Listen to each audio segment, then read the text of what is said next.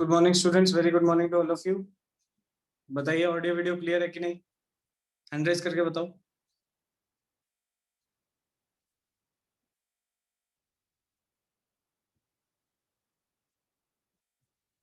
Clear है audio video? बहुत बढ़िया। चलिए, पिछली क्लास तक देख लेते हैं हमने क्या क्या पढ़ा था। पिछली क्लास में हमने इलेक्ट्रिक करंट पढ़ लिया है, ठीक है। हमने चार्ज के बारे में देख लिया है, हमने पोटेंशियल देख लिया, हमने ओम्स लॉ का स्टेटमेंट देखा है। हमने ओम्स लॉ के स्टेटमेंट से एक इक्वेशन बनाई थी, V is equal to I R, and इसमें यह बताया था R क्या होता है, R इज रेजिस्टेंस। हमने ये बताया था R क्या होता है, R इज रेजिस्टेंस। R क्या होता है, रेजिस्टेंस होता है, ठीक है। तो R रेजिस्टेंस है, Ohm's law V is equal to I R के बारे में हमने पढ़ी। अब हम देखेंगे यहां से आगे, ठीक है, आगे चलेंगे। वी विल टॉक अबाउट कि रेजिस्टेंस बेसिकली किस किस चीजों पे डिपेंड करता है, इन चीजों की बात करेंगे। और रेजिस्टेंस के सीरीज कॉम्बिनेशन को और पैरेलल कॉम्बिनेशन को आज अपन देखने की कोशिश करेंगे। Now resistance is what whenever charges are moving inside a conductor. जब चार्जेस कंडक्टर के अंदर मूव कर रहे होते हैं तो वो मूव करते करते आपस में कोलाइड करते हैं, वो मूव करते करते आपस में कोलाइड करते हैं। And when they collide with each other, जब वो एक दूसरे से कोलाइड करेंगे तो इस कोलिजन में दे लूज देयर एनर्जी। इस कोलिजन में दे लूज देयर एनर्जी, खुद से कोलाइड करते हैं, दूसरे आयन से कोलाइड करते हैं और इस कोलिजन की वजह से खुद की एनर्जी को लूज करते हैं। खुद की एनर्जी को जब लूज करते हैं तो यहां से उनको एक चीज क्लियर होती है कि भाई जब भी एक कंडक्टर के अंदर चार्जेस फ्लो होंगे तो उन चार्जेस को उस कंडक्टर द्वारा ऑब्स्ट्रक्शन महसूस होगा, रुकावट महसूस होगी। और वो रुकावट कोलिजन्स के फॉर्म में हो रही है, वो रुकावट कोलिजन्स के फॉर्म में हो रही है। और उन कोलिजन्स को हम लोग क्या कहते हैं, उन कोलिजन्स को हम रेजिस्टेंस के नाम से आगे बढ़ते हैं। सो कोई भी अपन से पूछा what do you mean by resistance, resistance मतलब जब चार्ज चलेगा तो चार्ज को कंडक्टर जो है वो ऑब्स्ट्रक्शन प्रोवाइड करेगा, रोकने की कोशिश करेगा। और उस रोकने की कोशिश को, कंडक्टर के चार्ज को रोकने की कोशिश को ही हम रेजिस्टेंस बोलते हैं। So what do you mean by resistance? Our answer will be sir resistance is the, resistance is what, resistance हमारे पास क्या है, रेजिस्टेंस एक ऐसी क्वांटिटी है जिसकी वजह से जो कंडक्टर है वो में रोकने की कोशिश करता है, चार्ज को रोकने की कोशिश करता है एक कंडक्टर के अंदर।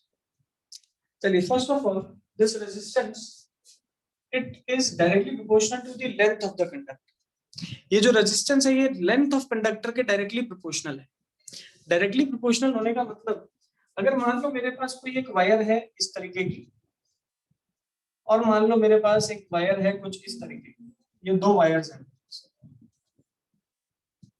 ठीक है, दो वायर्स मेरे पास दिख रही हैं यहाँ पर, ठीक है। There are two wires, number one is this is the first wire length L1, this is the second wire length L2।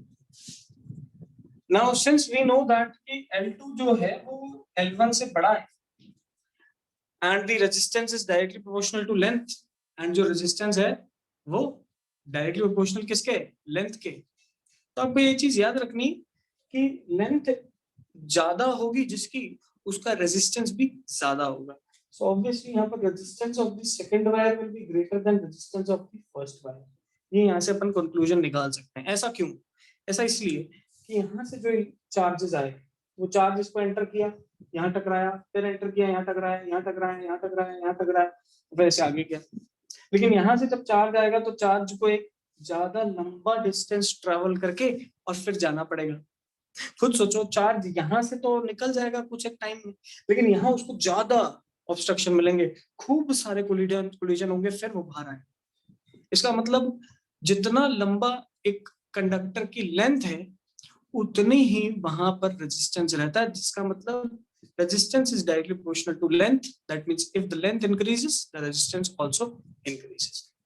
ये हमारे पास यहाँ से आंसर आता है। दूसरा यहाँ पर डिपेंडेंसी रहता है that the resistance is inversely proportional to cross section area. ठीक है, क्रॉस सेक्शन एरिया के रेजिस्टेंस जो है वो इनवर्सली प्रोपोर्शनल है। For example this is a wire, ये मेरे पास एक वायर है और एक वायर मेरे पास ये है।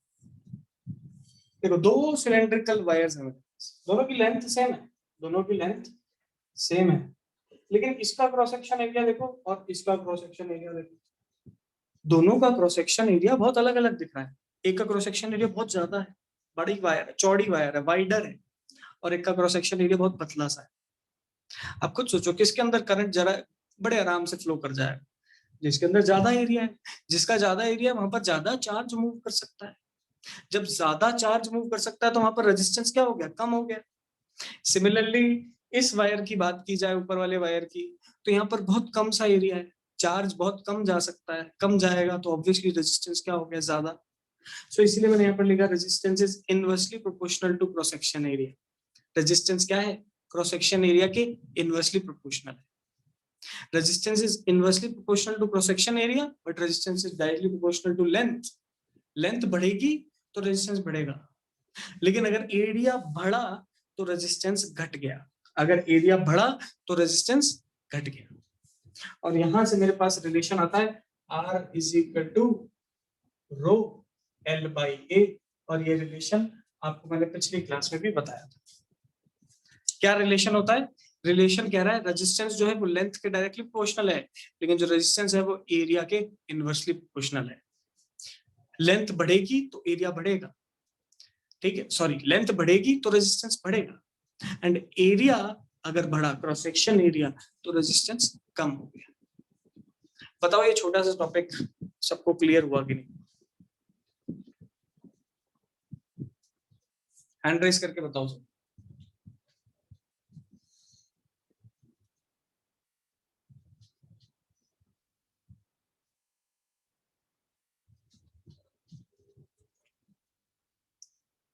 Fast everyone, yes, 10th class, so many students are sitting, hand raise करो फटाफट।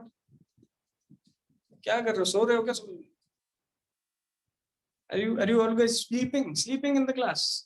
What are you doing? फटाफट। चलिए बहुत बढ़िया, 60% बच्चे क्लास में अटेंटिव हैं, बहुत अच्छी बात है। रेजिस्टेंस लेंथ के डायरेक्टली प्रोपोर्शनल है, एंड रेजिस्टेंस एरिया के, क्रॉस सेक्शन एरिया के इनवर्सली प्रोपोर्शनल है। क्रॉस सेक्शन एरिया के इनवर्सली प्रोपोर्शनल, लेंथ के डायरेक्टली प्रोपोर्शनल, बहुत इंपॉर्टेंट। यहाँ पर जब अपन एक फॉर्मूला देखते हैं तो यहाँ पर एक कांस्टेंट लगा हुआ है which is known as rho, resistivity. ठीक है, एक कांस्टेंट लगा हुआ है जिसको अपन ने बोला है रो, व्हिच इज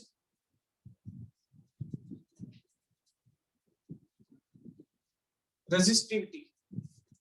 कोई अपन से पूछे what do you mean bye resistivity, हम बोलेंगे सर रेजिस्टिविटी एक ऐसी क्वांटिटी है जो कि डिसाइड करेगी एक का रेजिस्टेंस कितना होगा, जो कि डिसाइड करेगी किसी चीज का रेजिस्टेंस कितना है।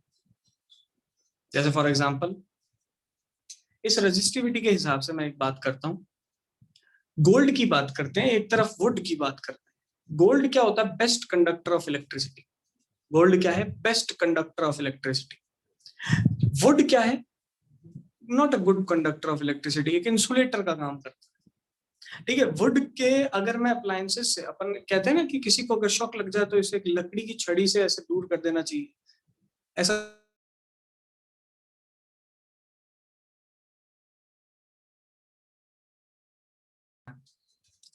ना।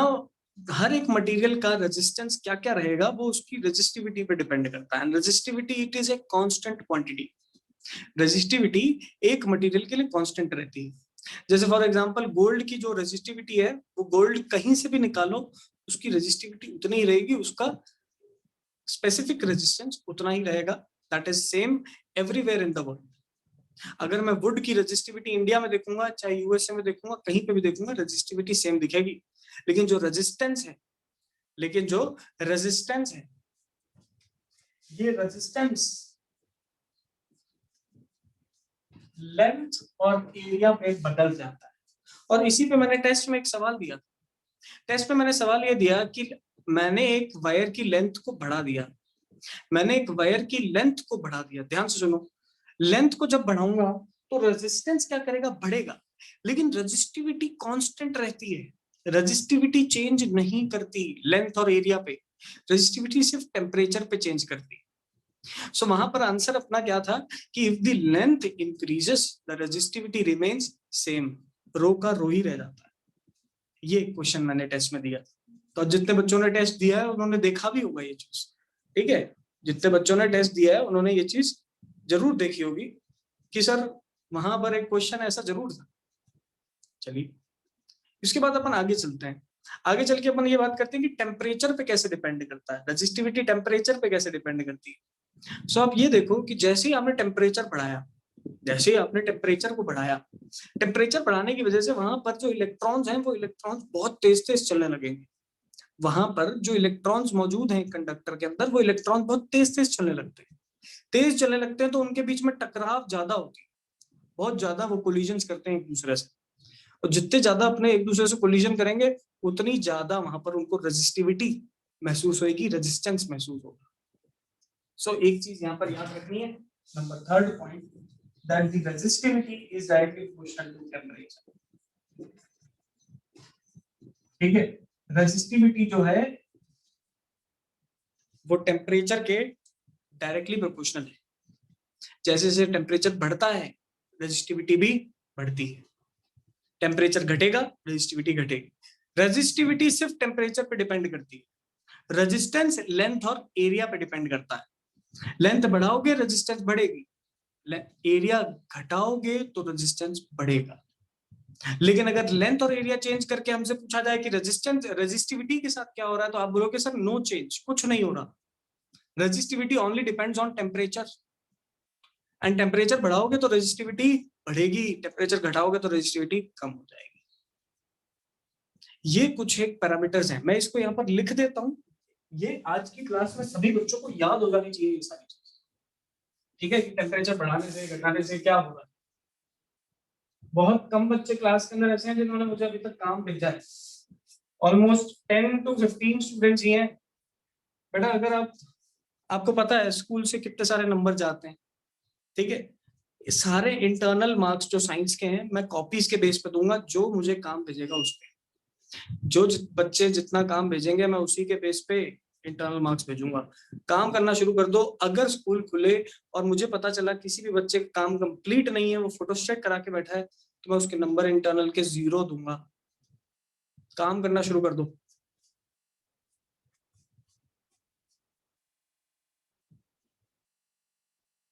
चलिए number 1 point, resistance is directly proportional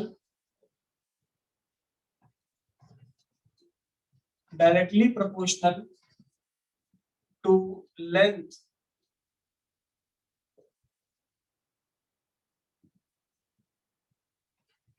resistance is directly proportional to length of the conductor. Number 2, resistance is inversely proportional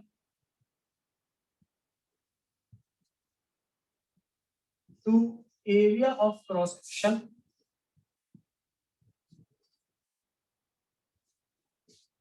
ठीक है, to area of cross section. And third number, if temperature is increased, then resistivity also increases. अगर temperature बढ़ेगा तो resistivity बढ़ेगा। और final fourth number point में यहां लिख रहा हूं, resistivity does not depend on length and cross section area. Resistivity length और क्रॉस सेक्शन एरिया पे डिपेंड नहीं करता। ये चार चीजें आपको याद होनी जरूरी है। रेजिस्टेंस डायरेक्टली प्रोपोर्शनल किसके हैं, लेंथ के। रेजिस्टेंस इनवर्सली प्रोपोर्शनल किसके है, एरिया के। रेजिस्टिविटी टेम्परेचर के डायरेक्टली प्रोपोर्शनल है, टेम्परेचर बढ़ाओगे रेजिस्टिविटी बढ़ेगी। एंड रेजिस्टिविटी लेंथ और एरिया पे डिपेंड नहीं करती। अगर ये चार बातें याद हैं तो रेजिस्टेंस के बारे में कोई भी क्वेश्चन आ जाए हमसे कभी गलत नहीं होगा। फटाफट हैंड रेज करके बताइए यहां तक सबको क्लियर हुआ कि नहीं। फास्ट।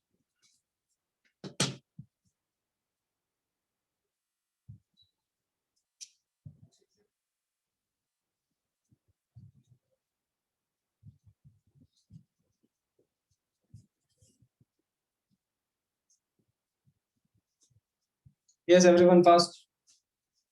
इस पे कुछ क्वेश्चंस करते हैं, इस पे कुछ क्वेश्चंस करेंगे। सीरीज पैरेलल कल देख लेंगे, कोई दिक्कत नहीं है, सीरीज पैरेलल कल की क्लास में देख लेंगे। ठीक है, चैप्टर ऐसा मानो 50% कंप्लीट हो गया, इस वीक में हम ये चैप्टर पूरा कंप्लीट करते हैं। ठीक है, फर्स्ट प्रीटर्म में आपका ये वाला चैप्टर इलेक्ट्रिसिटी पूरा आएगा कंप्लीट। इलेक्ट्रिसिटी चैप्टर आपके प्रीटर्म में पूरा आने वाला है। ठीक है, चैप्टर नंबर 12।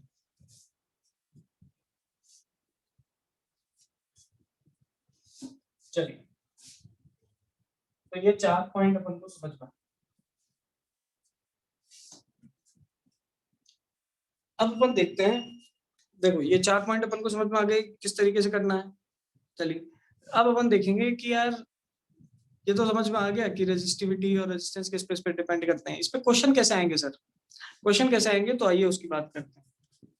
सबसे पहला question number 1, if resistance of a wire is x and if length of wire is doubled, then calculate the new resistance. Then calculate the new resistance. देखिए, एक वायर का रेजिस्टेंस अपन को क्या बोल रखा है, इसने x बोल रखा है। समझो, एक वायर का रेजिस्टेंस ये कह रहा है x है। ठीक है, resistance of a wire is x। इस वायर के रेजिस्टेंस को बताओ बाद में क्या हो जाएगा अगर हमने इस वायर की लेंथ को डबल कर दिया तो। ध्यान से देखो, रेजिस्टेंस का फॉर्मूला होता है रो एल बाई ए। ठीक है, ये फॉर्मूला होता है। अगर मैंने लेंथ को क्या किया, if length of the wire is double, तो देखिए शुरुआत में देखो रेजिस्टेंस कितना है, x है, रो एल बाई ए। अब मैंने क्या किया, लेंथ ऑफ द वायर को डबल कर दिया, 2l कर दिया। लेंथ ऑफ द वायर को क्या कर दिया, डबल कर दिया, 2l कर दिया। तो यहाँ पर फॉर्मूला क्या बनेगा, r dash is equal to rho into 2l by a, या फिर हम इसको लिख सकते हैं r dash is equal to 2 rho l by a। ये रो l बाई a क्या है बेटा, what is this rho l by a? Rho l by a is the resistance only, जो कि कितना था, x के बराबर। तो हमारा नया रेजिस्टेंस क्या बना, 2x बन गया। क्या बन गया, 2x। किस तरीके से सॉल्व करना है आप उसका लॉजिक देखिए। क्वेश्चन कह रहा था लेंथ को डबल कर दिया, लेंथ को डबल कर दिया। डबल अगर लेंथ को कर रहे हैं तो देखो शुरुआत में रेजिस्टेंस की लेंथ एल होगी, एरिया ए होगा, तो ये रो एल बाई ए किसके बराबर है, एक्स के बराबर। अब क्वेश्चन कह रहा है कि हमने लेंथ को क्या कर दिया है, डबल कर दिया है। लेंथ को अगर डबल करेंगे तो ये लो R dash is equal to rho into 2l by A, rho into 2l by A. ठीक है, यहाँ से 2 आगे आ गया, into rho L by A कर दिया। ठीक है, रो एल बाई ए को किससे रिप्लेस कर दिया, बाद में x से रिप्लेस कर दी। x से रिप्लेस किया, यहाँ से r dash is equal to क्या आ गया, 2x आ गया। r dash is equal to क्या आ गया, 2x। इस तरीके से इस टाइप के क्वेश्चंस को सॉल्व किया जाता है। ऐसे एक और सवाल देखते हैं, उससे पहले हैंड रेज करके बताओ ये क्वेश्चन क्लियर है कि नहीं।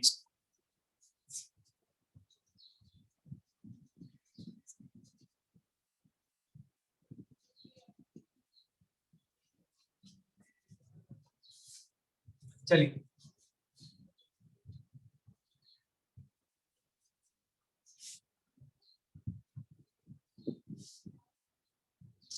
देखिए अगर यही सेम सवाल होता, अगर यही सेम सवाल होता और लेंथ डबल की जगह मैंने हाफ कर दिया, अगर length and if the length of the wire is half,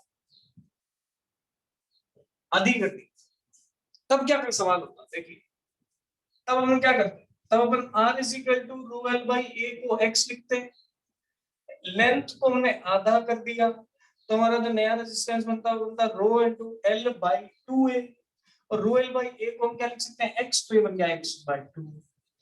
देखा, देख रहे हो क्या हो रहा है, अगर लेंथ को आधा कर देते तो l की जगह l बाई 2 लिख देते, और l बाई 2 लिखते तो फॉर्मूले में डिवाइड में 2 आ जाता। अगर फॉर्मूले में डिवाइड में 2 आ जाता, फॉर्मूले में अगर डिवाइड में 2 आ रहा है, दैट मींस ऑब्वियसली रेजिस्टेंस क्या हो रहा है, आधा हो रहा है. So if the length is half, then the resistance also becomes half. Resistance भी क्या हो जाता है, आधा हो जाता है. अगला क्वेश्चन मैं आपसे पूछता हूं कि इसी सेम सवाल में if the cross section area, अगर क्रॉस सेक्शन एरिया को हाफ किया हो, देन रेजिस्टेंस कितना. हमने नेक्स्ट पार्ट में आपसे पूछना चाह रहा हूं, अगर क्रॉस सेक्शन एरिया को हाफ करते तो क्या होता, बताइए. कौन बता सकता है, हैंड रेज करके बताओ. अगर क्रॉस सेक्शन एरिया को हाफ करते तो क्या होता, बताओ बताओ बेटा. आसान क्वेश्चन है, आसान है, इजी है.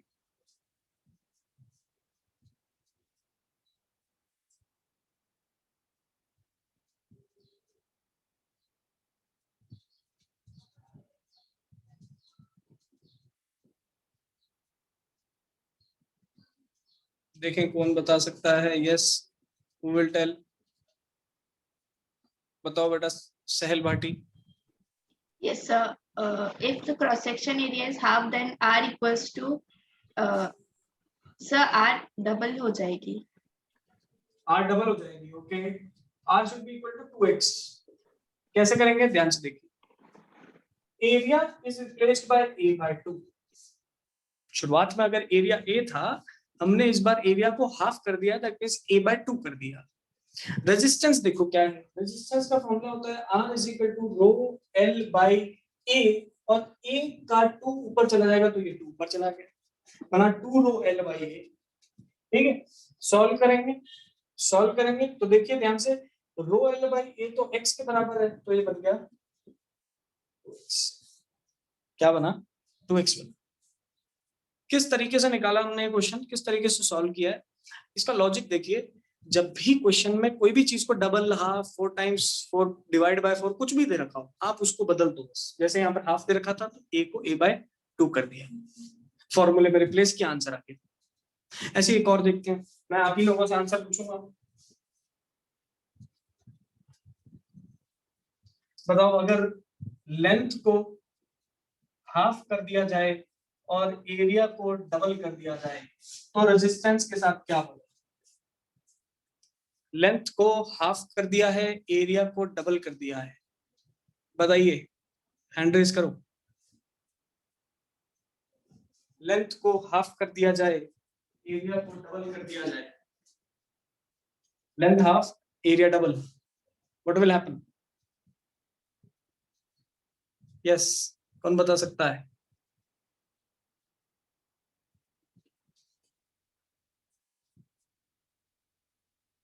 बताइए कौन बताएगा इस बार. Deven Deven Deven Kumawat. Yes, tell me. x upon 4, sir. x upon 4, very good. How it will be x upon 4, इसका रीजन देखते हैं. हमने लेंथ को हाफ कर दिया तो लेंथ की जगह हम L बाय 2 लिख देंगे, और एरिया को डबल कर दिया तो एरिया की जगह हम 2a लिख देंगे. ठीक है, पुट करेंगे, बनेगा rho L by 4a. Rho L by a को x लिख सकते हैं, तो x बाय 4 आंसर आ गया. अब किसी भी तरीके के क्वेश्चन एग्जाम में आए, हम कर सकते हैं. लेंथ को डबल कर दो, लेंथ को 4 गुना कर दो, लेंथ को 10 गुना कर दो, कुछ भी कर दो, हम आंसर निकाल लेंगे. ठीक है, किसी भी तरीके का क्वेश्चन हो in the exam, we can always calculate it. But इसमें एक स्पेशल केस बनता है, इसमें एक स्पेशल केस बनता है वायर स्ट्रेच करने का. उसको अब देखेंगे अपन. उससे पहले मेरे को ये बताओ कि यहां तक क्वेश्चन सबको क्लियर है कि नहीं. आज का लास्ट क्वेश्चन देखेंगे, फिर R is equal to rho L by A पता खत्म हो जाएगा. कल देखेंगे सीरीज पैरेलल कॉम्बिनेशन.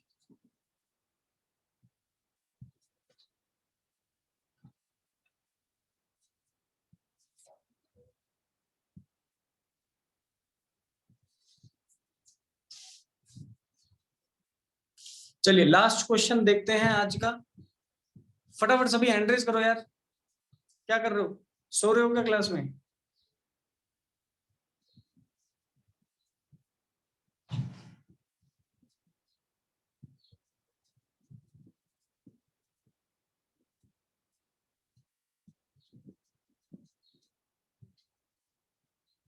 ये टॉफी के अहमद क्लास में स्माइली बना रहा है। क्लास में पढ़ने आते हो, स्माइली बनाने आते हो तुम?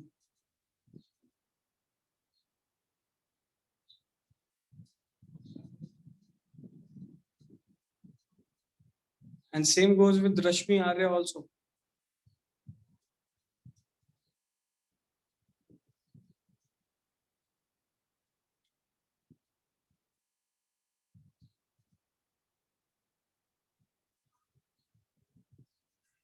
चलिए next question. If the wire is stretched, ठीक है, if the wire is stretched, अगर हमने वायर को स्ट्रेच कर दिया जाए, खींच दिया जाए, अगर रबर बैंड को खींचते हैं तो उसकी लेंथ बढ़ जाती है बट उसका एरिया छोटा हो जाता है। अगर रबर बैंड को खींचा जाता है तो उसकी लेंथ बढ़ जाती है, एरिया छोटा हो जाता है, ठीक है, पतली हो जाती है। ऐसे यहां पर होगा, वायर को अगर खींच दोगे, स्ट्रेच कर दोगे, तो वो खींच के लेंथ उसकी बड़ी तो हो जाएगी लेकिन एरिया उसका छोटा हो जाएगा, कम हो जाएगा। कैसे निकालेंगे, देखिए ध्यान से। अगर शुरुआती लेंथ L1 थी और बाद में लेंथ हमने खींच के L2 कर दी, तो शुरुआती एरिया अगर A1 होगा और बाद का एरिया अगर A2 है, ठीक है, इस तरीके से पिक्चर था हमारे पास। ये वायर थी, शुरुआती लेंथ इसकी क्या थी, L1, एरिया कितना था, A1। इसको खींच दिया दोनों तरफ से, खींच दिया तो वायर इस तरीके से लंबी हो गई, बट इसका क्रॉस सेक्शन छोटा हो गया A2, बट वायर की लेंथ कितनी हो गई, L2। ठीक है, क्रॉस सेक्शन तो बड़ा हो गया बट एरिया इसका छोटा हो गया। ठीक है, दिख रहा है आपको, लेंथ इंक्रीजेस, एरिया डिक्रीजेस। इस केस में हम वॉल्यूम को इक्वेट कर देंगे, जितना वॉल्यूम शुरुआत में था उतना ही वॉल्यूम बाद में होना चाहिए। तो we will write that whatever volume is present initially, वो फाइनल वॉल्यूम के बराबर होगा, वो फाइनल वॉल्यूम के बराबर होगा। या फिर हम यहां से कह देंगे A1 into L1 is equal to A2 into L2, और यहां से हम फाइनल एरिया और फाइनल लेंथ को कैलकुलेट करके रेजिस्टेंस निकाल सकते हैं। ध्यान से देखेंगे, समझेंगे मैं कैसे बता रहा हूं। ये तो है फॉर्मूला। अब समझो क्वेश्चन कैसा है। क्वेश्चन अगर आपको बोल दे कि हमने वायर को स्ट्रेच किया है, लेंथ को कर दिया 12, देखिए अगर शुरुआत में लेंथ L थी, बाद में लेंथ हो गई 12, तो ये वाला फॉर्मूला लिखो, देखो A1 L1 is equal to A2 L। शुरुआत का एरिया A, शुरुआत की लेंथ L, बाद का एरिया मुझे नहीं पता लेकिन बाद की लेंथ पता है 12। पहले एरिया निकालना पड़ेगा ना। ये लो एरिया क्या है, A/2। इसका मतलब अगर मैंने स्ट्रेच किया, वायर को खींचा, तो उसकी लेंथ तो हो गई डबल बट एरिया हो गया हाफ। अब हम इसको फॉर्मूले में पुट करेंगे तो फॉर्मूला बना R is equal to rho into 12 divided by A/2। Answer आ गया 4 टाइम्स x। क्या लॉजिक था, लॉजिक समझो। अगर लेंथ को बढ़ाया तो क्रॉस सेक्शन एरिया घट गया, छोटा हो गई, वायर पतली हो गई। वायर अगर पतली हो गई, क्रॉस सेक्शन एरिया कम हो गया, तो अब उसका रेजिस्टेंस चेंज कर जाएगा अकॉर्डिंगली। अब क्रॉस सेक्शन एरिया कैसे निकालेंगे, कितना हो गया फाइनल क्रॉस सेक्शन, वो निकालने के लिए फॉर्मूला बनाया A1 L1 is equal to A2 L2। ठीक है, इसमें A1 की जगह पे शुरुआती एरिया लिखा, L1 की जगह पे शुरुआती लेंथ लिखी, A2 की जगह पे निकालना है मुझे फाइनल एरिया, और फाइनल लेंथ कितनी है 12। यहां से A2 की वैल्यू कितनी निकाली, A/2 निकाली। सॉल्व करते हैं इसको, रेजिस्टेंस वाले फॉर्मूले में पुट किया, R is equal to rho, length की जगह 12 रख दिया, A की जगह A/2 रख दिया। सॉल्व करेंगे, बनेगा आंसर मेरे पास कितना, 4 times x, 4x, and 4 Guna resistance यहाँ पर हो जाएगा। अगर मैं लेंथ को डबल कर दूं तो एरिया उसका 2 हाफ हो गया। अब देखो पिछला एक क्वेश्चन किया था जिसमें लेंथ को डबल किया था लेकिन तब तो 2x आंसर निकाला था। पहचानना कैसे है कि ऐसे करना है। अगर क्वेश्चन में क्या लिखा हो, स्ट्रेच, अगर क्वेश्चन में ऐसे लिखा हो कि वायर को खींच दिया जाए, स्ट्रेच कर दिया जाए, तो आपको इस मेथड से करना है। लेकिन अगर क्वेश्चन में ऐसे लिखा हो कि लेंथ इज डबल, तो आप बोलोगे एरिया, अगर लेंथ डबल हो रहा है तो रेजिस्टेंस भी डबल हो जाए। लेकिन अगर वायर, क्वेश्चन में ऐसे लिखा है कि स्ट्रेच कर दिया जाए वायर, वायर को क्या कर दिया जाए, स्ट्रेच कर दिया जाए, वायर को खींच दिया जाए। अगर वायर को खींच दिया जा रहा है तो आपको वहां पर एरिया निकाल के नया से कैलकुलेट करना पड़ेगा। बताइए ये चीज क्लियर है कि नहीं? Fast everyone. This is not present in your NCERT, NCERT में नहीं है, इसको समझ लो, बहुत इंपॉर्टेंट है। रिकॉर्डिंग हो रही है, यूट्यूब पे देख लेना, किसी को क्लियर नहीं हो तो मुझे कॉल भी कर सकता है। फटाफट बताइए यहाँ तक सबको क्लियर है कि नहीं? Fast raise hands.